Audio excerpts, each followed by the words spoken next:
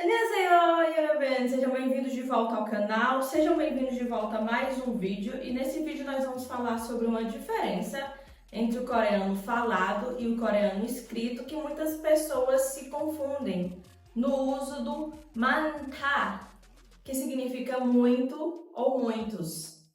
No coreano falado você ouve muito 많이 ou 많아. E no coreano escrito é muito mais comum e na verdade é mais correto o uso do 많은. E qual é a diferença entre esses? É isso que nós vamos descobrir agora nesse vídeo. Primeiro vamos entender o básico. 많다 é o verbo que significa muito ou muitos, como eu já havia falado. Usado para falar sobre quantidades em coreano, mas dependendo da situação ele vai mudar de forma, especialmente entre o coreano escrito e o falado. Pois é, já sabemos que significa e vai falar sobre quantidades em coreano. Mas agora vamos entender o contexto e como ele é usado mudando de forma em algumas situações. 많은. Quando estamos escrevendo em coreano, especialmente em textos formais, costumamos, é normal e é mais natural usar o 많은. Ele é o adjetivo derivado do verbo 많다 e é usado para descrever os substantivos. Um exemplo é se eu quiser falar muitas pessoas, eu vou falar 많은 사람들. Aqui o 많은, que é o derivado do verbo 많다, aqui ele está adjetivando, ou seja, descrevendo o substantivo pessoas. Essa forma ela é muito comum no contexto mais formal, em alguns jornais, em textos escritos. Mais um exemplo, se eu quiser falar muito tempo, eu vou usar 많은 시간, 많은 시간. Agora, se eu estiver em diálogos comuns do dia a dia, o 많다 ele vai ser usado como 많나. Por exemplo, se eu quiser dizer tem muita comida, eu vou falar 음식이 많나, 음식이 많나, 음식이 많나, que é somente o verbo conjugado e no informal nesse caso, né? Se for no polido, 많나요, 많나요. Mas temos também o 많이.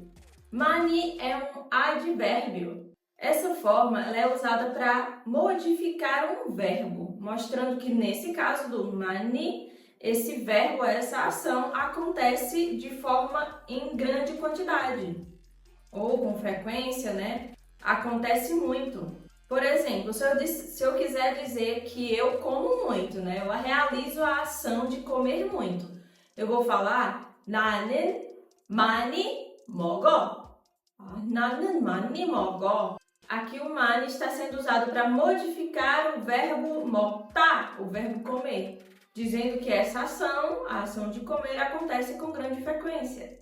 Então, se você quiser dizer que uma ação, um verbo acontece em muita frequência, você vai usar antes o 많이. Outro exemplo, 많이 공부해요. 많이 공부해요. 저는 한국어를 많이 공부해요. Eu estudo coreano com muita frequência. Eu estudo muito coreano. Já entendemos as formas, vamos agora perceber em quais situações cada uma delas vai ser usada.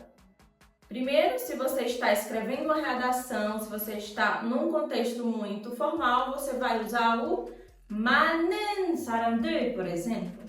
Se você está num diálogo, numa conversa mais do dia a dia, você vai usar 사람이 많나 ou 사람이 많나요. Tem muita gente. E se você quiser dizer que você faz muito algo, realiza muito uma ação, você vai usar o 많이. 저는 많이 일해요. 저는 많이 일해요. Eu trabalho muito. Perceberam como o uso muda de acordo com o contexto? Beleza, vamos recapitular? 많은, usado em textos formais, em situações muito formais do dia a dia.